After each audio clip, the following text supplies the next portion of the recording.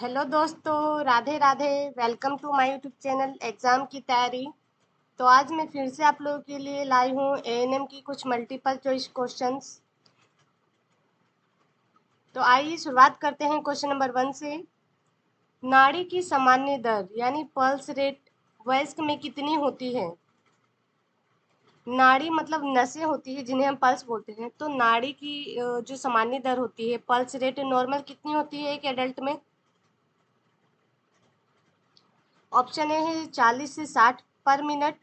Option B है 60 से 100 beat पर मिनट। ऑप्शन सी है 100 से 120 बीट पर मिनट।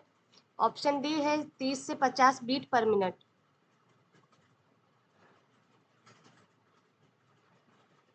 नॉर्मल पल्स रेट कितना होता है? क्या होगा इसका राइट आंसर? इसका राइट आंसर ऑप्शन बी है 60 से 100 बीट पर मिनट। ये जो पल्स रेट है इस एक एडल्ट में वो कितना होता है? 60 से 100 बीट पर मिनट होता है। ये किसकी बात कर रहा है? एडल्ट की बात कर रहा है। वही अगर न्यू बॉर्न बेबी की बात करें तो 120 से 140 बीट पर मिनट होता है।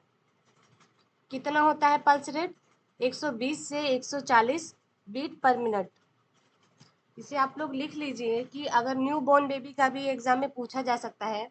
अगर न्यू बॉर्न बेबी के पल्स रेट की बात की जाए तो 120 से 140 बीट पर मिनट होता है। और अगर प्रेग्नेंट लेडीज़ की बात की जाए, प्रेग्नेंट महिला की बात की जाए, तो पल्स रेट जो नॉर्मल पल्स रेट होती है एक एडल्ट की, तो उससे 10 या उससे 20 बीट्स पर मिनट बढ़ जाती है। जैसे किसी एडल्ट की जो हार्ट बीट है या पल्स रेट है वो 70 है, तो उसमें क्या 10 बढ़ा देंगे, 70 से क्या हो जाएगा 80 बीट पर मिनट या 90 बीट पर मिनट। मतलब जितना नॉर्मल होता है उससे 10 या 20 बीट पर मिनट बढ़ा देंगे। अगर प्रेग्नेंट लेडीज़ की बात की जाए तो जितना नॉर्मल पल्स रेट होता है उससे 10 बीट पर मिनट या 20 बीट पर मिनट बढ़ा देंगे। नेक्स्ट क्वेश्चन पे आते हैं। रक्तचाप मापने का सामान्य स्तर क्या है? रक्तचाप मापने का सामान्य स्तर क्या है? रक्तचाप मतलब ब्लड प्रेशर। मेजरमेंट करने का नॉर्मल जो वो होता है रेंज, वो कितना होता है?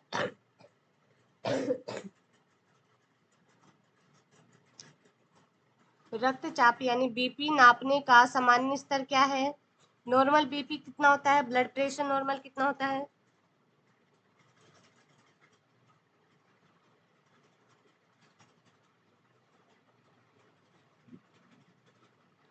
ऑप्शन ए है 100/60 of H G. Option B है 120/80 of H G. Option C है 140/100 of H G. Option D है 160/110 ऑफ एच जी। क्या होगा इसका राइट आंसर?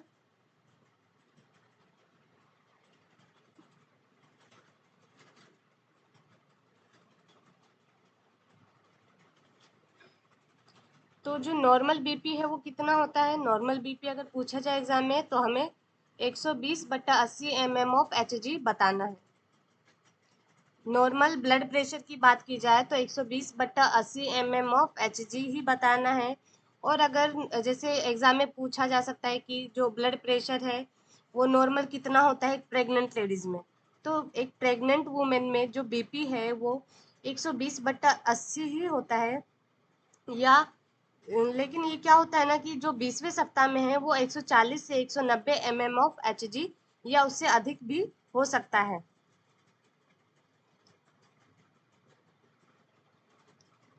नॉर्मल तो वैसे 120/80 होता है एक प्रेग्नेंट वुमेन में। लेकिन ये क्या है 20वें सप्ताह में या 20वें सप्ताह के बाद ये कितना हो जाता है 140/90 ऑफ एच जी हो जाता है या उससे अधिक भी हो जाता है। और कई प्रेग्नेंट वुमेन में क्या होता है कि ये कम भी हो जाता है। नेक्स्ट क्वेश्चन पे आते हैं।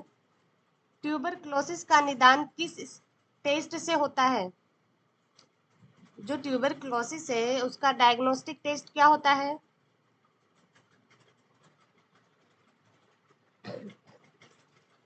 क्षय रोग यानी ट्यूबरक्लोसिस का निदान किस टेस्ट से होता है? ऑप्शन ए है मंटू टेस्ट, ऑप्शन सी है विडाल टेस्ट, ऑप्शन सी है एलिजा टेस्ट, ऑप्शन डी है डेंगू टेस्ट।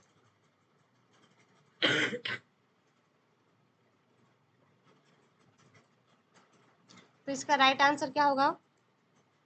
ए इसका राइट आंसर होगा मॉन्टेक्स टेस्ट। ये मंटू मिस टाइप है, यहाँ पे क्या होगा? मॉन्टेक्स टेस्ट होता है। ट्यूबरक्लोसिस में जो टेस्ट किया जाता है उस टेस्ट का नाम होता है मैनटक्स टेस्ट। नेक्स्ट क्वेश्चन की तरफ आते हैं। और जैसे ऑप्शन बी में बोला है विडाल टेस्ट, विडाल टेस्ट किस लिए होता है? विडाल टेस्ट आप लोगों को पता ही होगा, विडाल टेस्ट होता है टाइफाइड के लिए।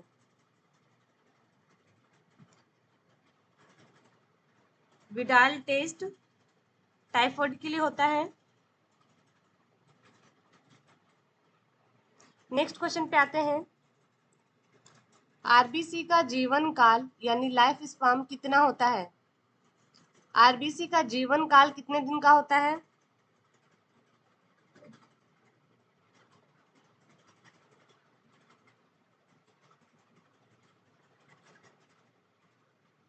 Life span of RBC.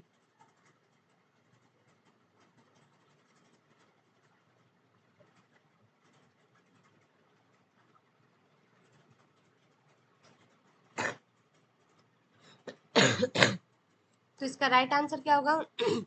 Option C इसका राइट आंसर होगा 120 दिन। 120 दिन क्या होता है? आरबीसी का लाइफ स्पान होता है, यानी जीवन काल 120 दिन होता है। नेक्स्ट क्वेश्चन पे आते हैं।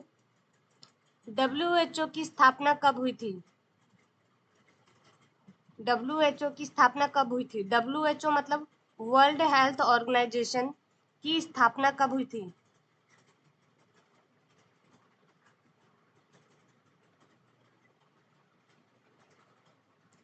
डब्ल्यूएचओ यानी वर्ल्ड हेल्थ ऑर्गेनाइजेशन की स्थापना कब हुई थी?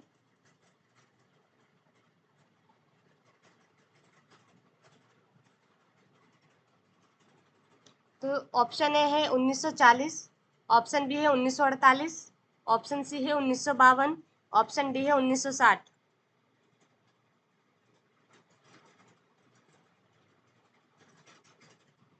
तो इसका राइट आंसर क्या होगा?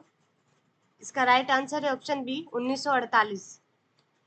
डब्ल्यूएचओ की स्थापना 1948 में हुई थी। और डब्ल्यूएचओ की फुल फॉर्म भी पूछा जा सकता है एग्जाम में, तो फुल फॉर्म में बता चुकी हूँ, वर्ल्ड हेल्थ ऑर्गेनाइजेशन।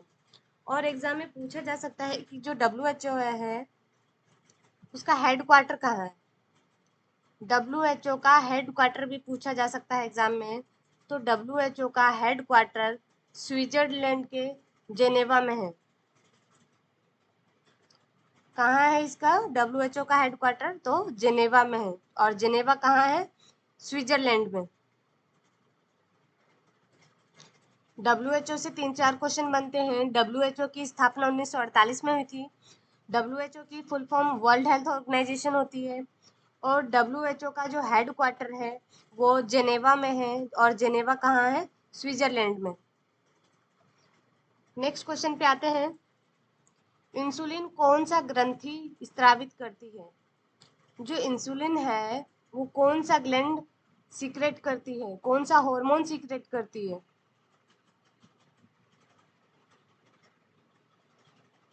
सॉरी, ये जो क्वेश्चन है इंसुलिन, इंसुलिन क्या है? अपने आप में ही एक हार्मोन है जो कौन सी ग्लैंड द्वारा सीक्रेट होती है? इंसुलिन जो है उसका सीक्रेशन कौन सा ग्लैंड करता है? ऑप्शन ए है पिट्यूटरी ग्लैंड, ऑप्शन बी है थायराइड ग्लैंड, ऑप्शन सी है पेनक्रियास ग्लैंड, ऑप्शन डी है एड्रिनल ग्लैंड।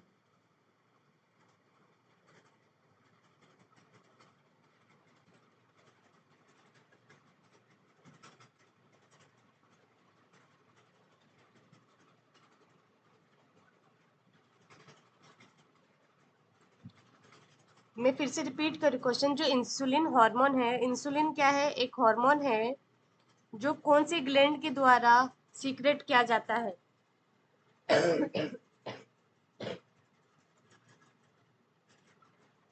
तो क्या होगा इसका राइट आंसर? ऑप्शन ए है pituitary gland, option B thyroid gland, option C pancreas, option D adrenal. ये सारे क्या है, ग्लैंड है, और इनमें से कोई एक ऐसा ग्लैंड है जो क्या है, इंसुलिन हार्मोन का सिक्रेशन करता है। तो क्या होगा इसका राइट आंसर? इसका राइट आंसर क्या होगा? इसका राइट आंसर ऑप्शन ए होगा, सॉरी ऑप्शन सी इसका राइट आंसर है पैनक्रियाज। पैनक्रियाज क्या है, एक ग्लैंड है जो क्या करता है, इंसुलिन हार्मोन का सिक्रेशन करता है। पैनक्रियाज क्या है, एक ग्लैंड है जो क्या करता है, इंसुलिन हार्मोन का सिक्रेशन करता है, और ये पेट के पीछे ही स्थित होता है। क्या होता है, ये पेट के पीछे स्थित एक सबसे बड़ी ग्रंथि होती है, और ये जो ग्लैंड होता है, ये इंसुलिन नामक हार्मोन का उत्पादन करता है, और शरीर में जो ग्लूकोज लेवल होता है उसको कंट्रोल करने का भी काम करता है। क्या करता है ये पैनक्रियास, जो हमारे शरीर में ग्लूकोज होता है, शर्करा होता है, जिसे हम हिंदी में शर्करा कहते हैं, उसे क्या करता है, ये कंट्रोल करने का काम करता है। नेक्स्ट क्वेश्चन पे आते हैं, रक्त का तरल भाग क्या कहलाता है? रक्त का तरल भाग क्या कहलाता है? रक्त यानी ब्लड जो होता है, उसका जो लिक्विड पार्ट होता है, लिक्विड पोर्शन होता है, उसे हम क्या कहते हैं? ऑप्शन ए है RBC, option B plasma, option C WBC, option D platelet.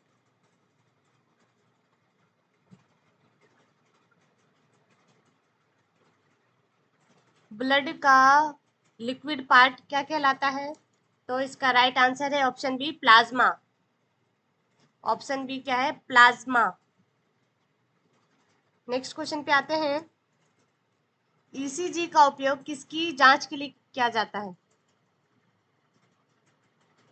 ECG जो एक टेस्ट होता है, वो किस चीज के लिए काम में आता है? किस चीज का टेस्ट करने के लिए उसको काम में लिया जाता है? ऑप्शन ए है मस्तिष्क यानी ब्रेन, ऑप्शन बी है हृदय यानी हार्ट, ऑप्शन सी है फेफड़े यानी लंग्स, ऑप्शन डी है लीवर। ईसीजी का उपयोग किसकी जांच के लिए होता है? ब्रेन की जांच के लिए ईसीजी यूज करते हैं क्या? हार्ट की जांच के लिए ईसीजी यूज करते हैं, या फेफड़े की जांच के लिए ईसीजी का यूज किया जाता है, या लीवर की जांच के लिए ईसीजी का यूज किया जाता है? क्या होगा इसका राइट आंसर? तो इसका राइट आंसर ऑप्शन बी है हार्ट।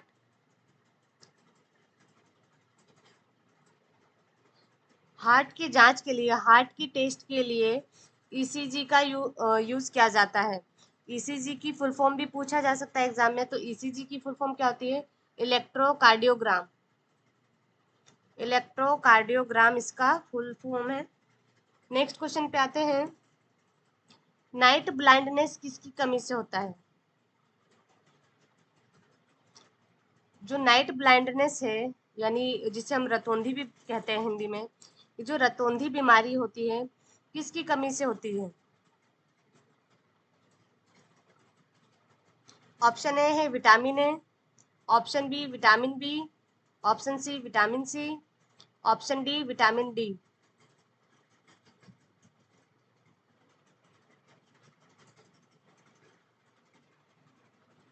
जो रतौंधी बीमारी है, वो हमारे शरीर में कौन से विटामिन की कमी हो जाने से हमें रतौंधी हो सकती है? तो इसका राइट आंसर क्या होगा? इसका राइट आंसर ऑप्शन ए है, विटामिन ए की कमी से रतौंधी यानी नाइट ब्लाइंडनेस होती है। और एग्जाम में पूछा जा सकता है कि विटामिन बी की कमी से कौन सी बीमारी होती है? तो विटामिन बी की कमी से अगर कोई बीमारी पूछा जाए, तो उसमें हमें क्या लिखना है? Beri berry. विटामिन बी की कमी से होने वाली बीमारी कौन सी होती है? Beri beri. और अगर विटामिन सी के बारे में पूछा जाए, विटामिन सी की कमी से कौन सी बीमारी होती है, तो हमें क्या बताना है? स्कर्वी। स्कर्वी जो होती है वो विटामिन सी की कमी से होने वाली बीमारी है। ऑप्शन डी में क्या है? Vitamin D. और विटामिन डी की कमी से कौन सी बीमारी होती है? हड्डियां कमजोर हो जाती है, मतलब यानी रिकेट्स की बीमारी हो जाती है। क्या हो जाती है? विटामिन डी की कमी से रिकेट्स हो जाती हैं, हड्डियां कमजोर हो जाती है। और ये जो रिकेट्स वर्ड है ना, ये बच्चों में अगर हड्डियां कमजोर है तो उसे हम रिकेट्स कहते हैं, लेकिन यही अगर एडल्ट में हो तो उसे हम ऑस्टियोपोरोसिस कहते हैं। वो भी विटामिन डी की कमी से, कैल्शियम की कमी की वजह से ही होता है।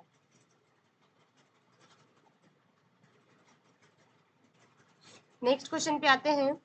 और हाँ, एग्जाम में इनके केमिकल नेम भी पूछे जा सकते हैं। तो विटामिन ए का केमिकल नेम अगर हिंदी में बात की जाए तो पूछ सकता है कि विटामिन ए का रासायनिक नाम क्या है। तो विटामिन ए का रासायनिक नाम क्या होगा? विटामिन ए का रासायनिक नाम रेटिनॉल है। विटामिन बी का अगर बात की जाए तो विटामिन बी का थायमीन होता है। विटामिन सी का क्या होता है?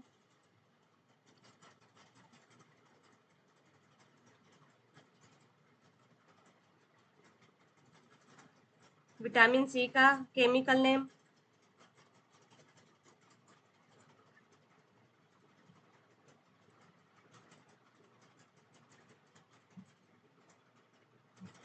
बहुत इजी है। सबसे ज़्यादा विटामिन सी के बारे में ही पूछा जाता है। विटामिन ए तो रेटिनॉल हो गया, विटामिन बी बेरी हो गया, सॉरी थायमीन हो गया। मतलब इसके केमिकल नेम की बात करें तो विटामिन बी का केमिकल नेम थायमीन हो गया। और विटामिन सी की बात करें तो हमें क्या बताना है? Ascorbic acid. Chemical name for vitamin C ascorbic acid. और विटामिन डी की बात की जाए तो कैल्सीफेरोल। मैंने इन चारों के क्या है, केमिकल नेम भी बता दिए, इनसे इनकी कमी से होने वाली बीमारियों के नाम भी बता दिए। अब आते हैं नेक्स्ट क्वेश्चन पे। इसे आप लोग नोट कर लीजिए, क्योंकि ये मैं पिछली वीडियोस में भी बता चुकी हूँ, लेकिन मैंने इनके केमिकल नेम नहीं बताए थे, जो कि मैंने इस वीडियो में बता दिया है। केमिकल नेम और इन चारों की कमी से होने वाली बीमारी के नाम भी बता दिए। और मोस्टली क्या है, विटामिन ए, सी और डी के बारे में ही पूछा जाता है। विटामिन ए, विटामिन सी और विटामिन डी की कमी से होने वाली बीमारी के नाम ही पूछे जाते हैं एग्जाम में, या फिर इनके केमिकल नेम भी क्या है, ज़्यादातर विटामिन डी या विटामिन ए का ही पूछा जाता है। नेक्स्ट क्वेश्चन पे आते हैं। नॉर्मल रिस्पायरेशन रेट वयस्क में कितनी होती है? नॉर्मल रिस्पायरेशन रेट एक एडल्ट में कितनी होती है?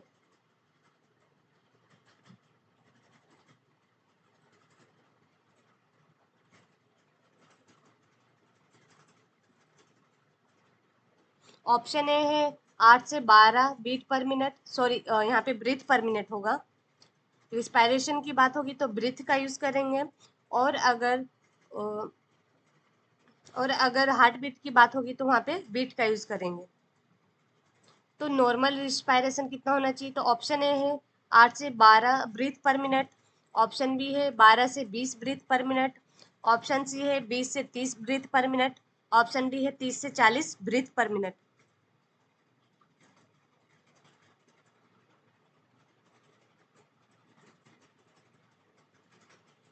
क्या होगा इसका right answer? Normal respiration rate in adult, यानी जो हम सांस लेते हैं उसकी जो नॉर्मल रेंज होती है वो कितनी होती है एडल्ट में? तो इसका राइट आंसर क्या होगा? ऑप्शन बी इसका राइट आंसर है 12 से 20 ब्रीथ पर मिनट। यहाँ पे ब्रीथ नहीं लिखा हुआ है, अगर आप लोग नोट कर रहे हैं तो प्लीज उसमें ब्रीथ भी जोड़ लीजिए, ब्रीथ भी ऐड कर लीजिए। 12 से 20 ब्रीथ पर मिनट।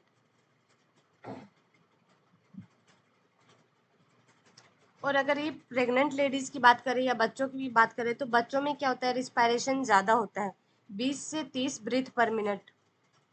अगर एक न्यू बॉर्न बेबी की बात की जाए तो उनका रिस्पायरेशन रेट कितना होता है? 20 से 30 ब्रीथ पर मिनट, या फिर 30 से 40 ब्रीथ पर मिनट भी नॉर्मल में ही आता है। और अगर प्रेग्नेंट लेडीज की बात की जाए तो प्रेग्नेंट लेडीज में भी 12 से 20 ब्रीथ पर मिनट होता है, लेकिन ये क्या होता है कई कंडीशन में कि ये थोड़ा बहुत घटता या बढ़ता भी है। क्या होता है, थोड़ा बढ़ता भी और घट भी सकता है। नेक्स्ट क्वेश्चन पे आते हैं। भारत में पल्स पोलियो कार्यक्रम कब शुरू हुआ?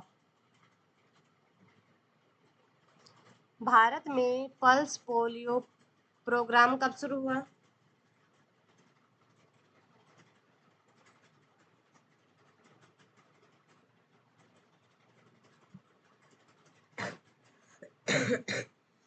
ऑप्शन ए है 1978, ऑप्शन बी है 1985, ऑप्शन सी है 1995, ऑप्शन डी है 2000।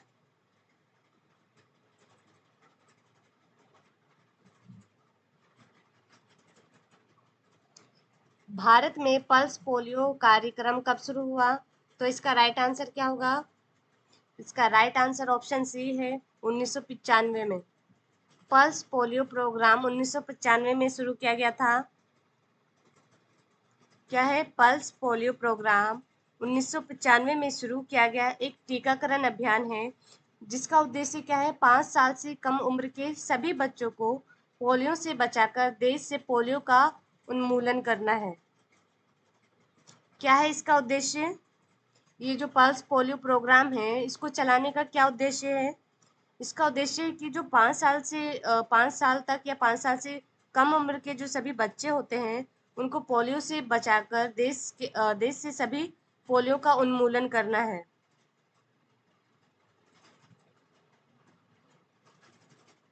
नेक्स्ट क्वेश्चन पे आते हैं। हीमोग्लोबिन की सामान्य मात्रा महिला में कितनी होती है?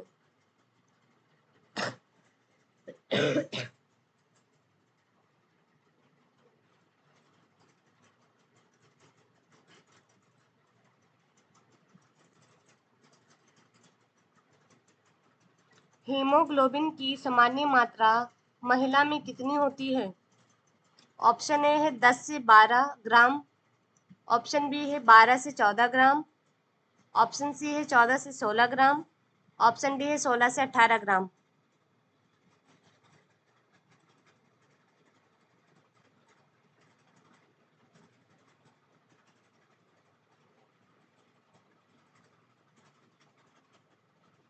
क्या होगा इसका राइट आंसर?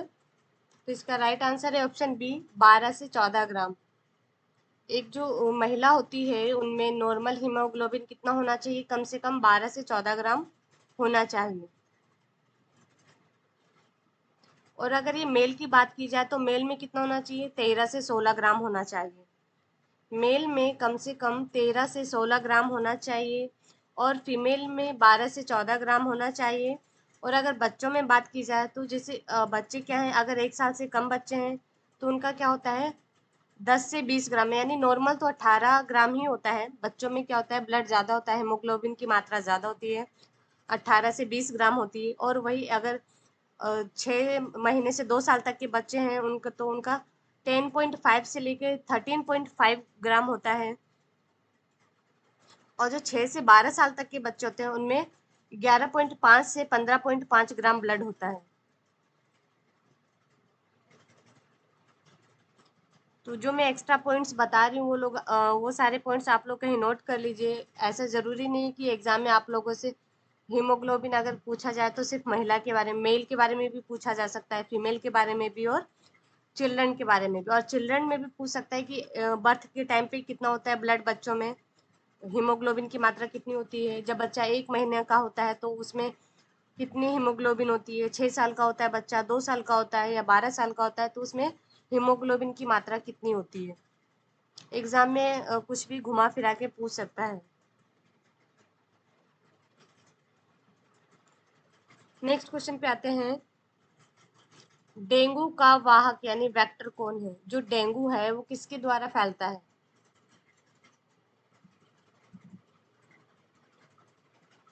जो डेंगू बीमारी होती है, अभी तो डेंगू का सीजन भी चल रहा है, डेंगू मलेरिया ये सारे क्या है? सीजन, इनके सीजन होते हैं। जैसे बरसात के मौसम में क्या है, ये सारे फैलते हैं।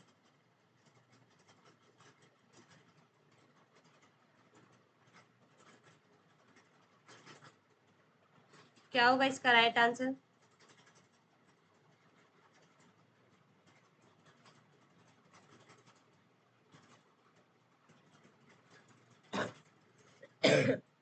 डेंगू का वेक्टर बोर्न क्या है?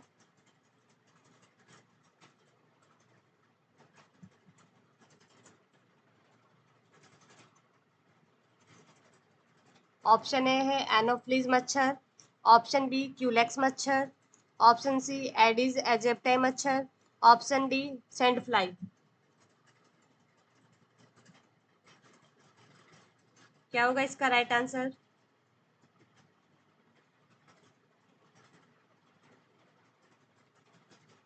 तो इसका राइट आंसर क्या होगा?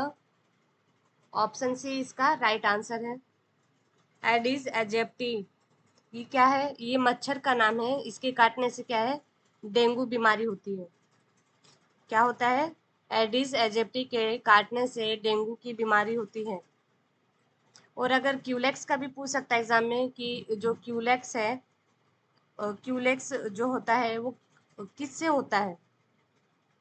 क्यूलेक्स मच्छर है, तो क्यूलेक्स मच्छर के काटने से कौन सी बीमारी होती है? तो इसके काटने से क्या होती है? एलिफेंटाइसिस यानी फाइलेरिया भी बोलते हैं।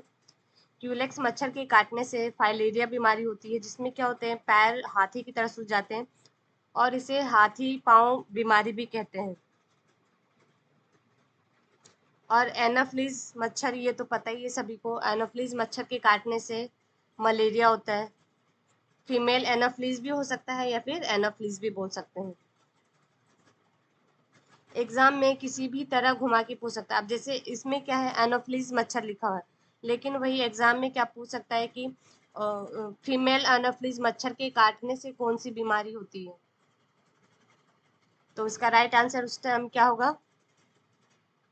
मलेरिया। इसका राइट आंसर क्या होगा? मलेरिया। नेक्स्ट क्वेश्चन पे आते हैं। टेटनस वैक्सीन का शॉर्ट फॉर्म क्या है? टेटनस वैक्सीन का शॉर्ट फॉर्म क्या है? ऑप्शन ए है डीपीटी, ऑप्शन बी है बीसीजी, ऑप्शन सी है टीटी, ऑप्शन डी है ओपीवी।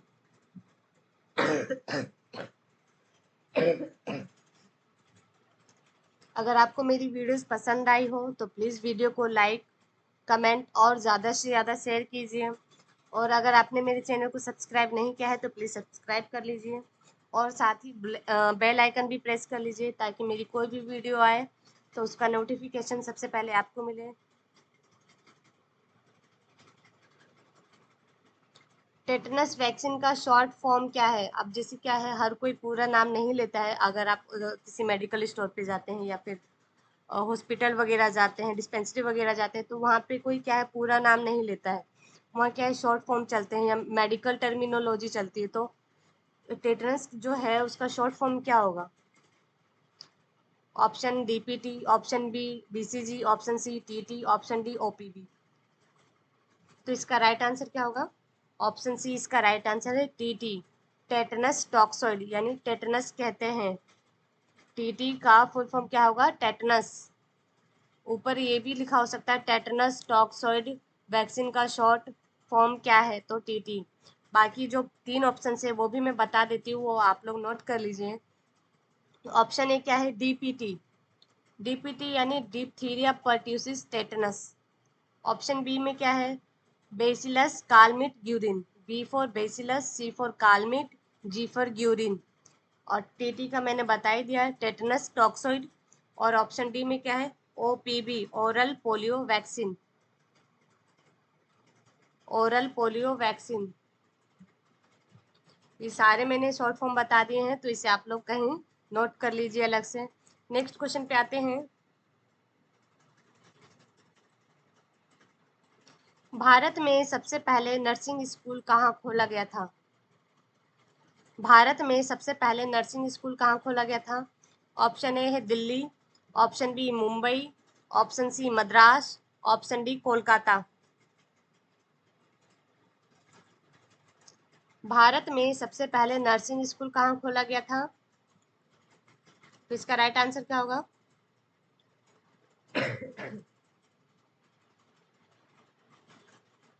तो इसका राइट आंसर ऑप्शन बी है मुंबई। भारत में सबसे पहले नर्सिंग स्कूल मुंबई में खोला गया था। Thanks for watching. इसी तरह की वीडियोस के लिए मेरे चैनल को लाइक, कमेंट, शेयर एंड ज़्यादा से ज़्यादा सब्सक्राइब कीजिए, बेल आइकन प्रेस कीजिए। Thanks for watching.